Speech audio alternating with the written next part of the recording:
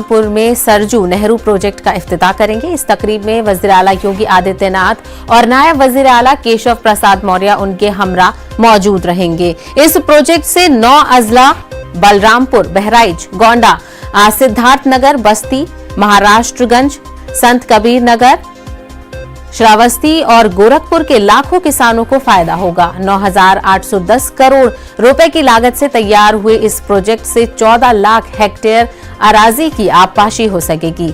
इस मंसूबे का खाका 1972 में तैयार हो चुका था और काम 1978 में शुरू हुआ था। तब ये प्रोजेक्ट देवी पाटन कमिश्नरी के कुछ इलाकों तक ही महदूद था, जिसमें कई बार तोसी हुई और इसे 9 अजला तक वसीयत दी गई। 1978 से 2017 तक इस प्रोजेक्ट का सिर्फ 52% हिस्सा ही मुकम्मल हुआ था, जिसमें हालिया बरसों में तेजी लाई गई थी, जिसके नतीजे में ये प्रोजेक्ट आज बनकर तैयार हो सका है।